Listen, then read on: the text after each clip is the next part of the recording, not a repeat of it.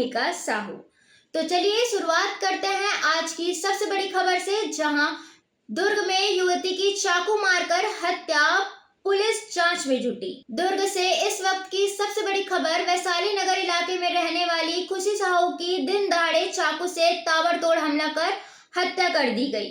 खुशी मूल रूप से बेमेतरा जिले के बेरला की रहने वाली थी और वैशाली नगर में किराए के कमरे में रहकर एक कैफे में काम करती थी। जानकारी के मुताबिक दोपहर के समय कुछ युवकों ने उसकी घेराबंदी कर उस पर लगातार चाकू से हमला किया। गंभीर रूप से घायल युवती को डायल 112 की मदद से सुपेला अस्पताल पहुंचाया गया, जहां डॉक्टरों ने उसे मृत घोषित कर दिया।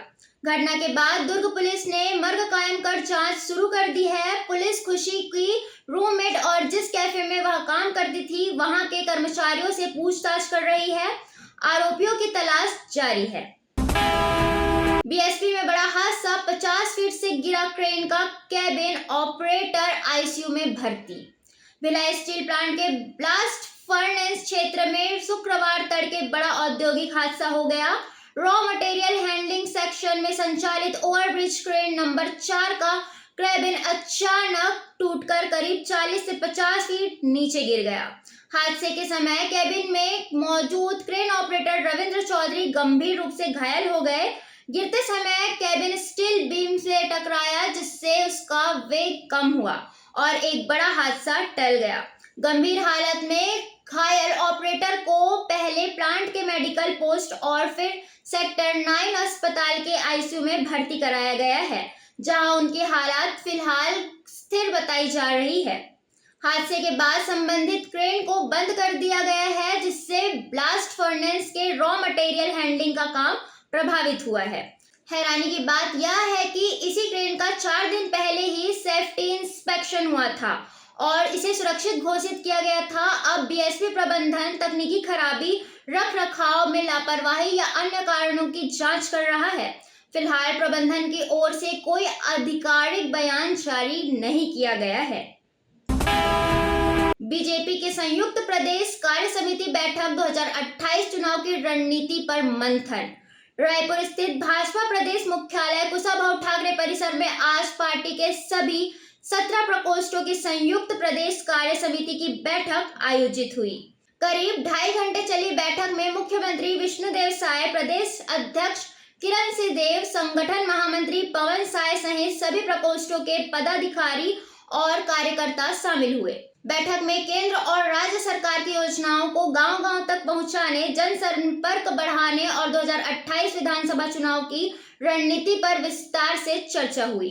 बैठक के बाद मुख्यमंत्री विष्णुदेव साय ने कार्यकर्ताओं को संदेश देते हुए कहा, सिर पर बर्फ रखो यानी दिमाग शांत रखो, मुंह में मिश्री रखो यानी मीठी वाणी रखो और पैर में चक्र रखो यानी संगठन के काम के लिए हमेशा सक्रिय रहो। वहीं प्रदेश अध्यक्ष किरण सिंह देव ने कहा कि कार्यकर्ताओं को सरकार की योजनाओं को अंतिम व्यक्ति तक पहुंचाने की जिम्मेदारी दी गई है। बालोद में बेटी से बात करने से रोका, पिता की पीट कर हत्या, 6 आरोपी गिरफ्तार। बालोद जिले के देवरी थाना क्षेत्र के संबलपुर गांव से दिल दहला देने वाला मामला सामने आया है।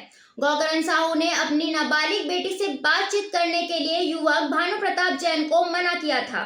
इसी बात से नाराज होकर आरोपी अपने 5 साथियों के साथ देर रात गौकरण साहू के घर पहुंचा।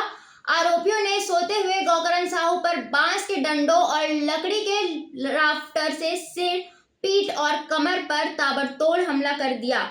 गंभीर रूप से घायल गौकरण साहू को अस्पताल ले जाया गया, लेकिन इलाज के दौरान उनकी मौत हो गई।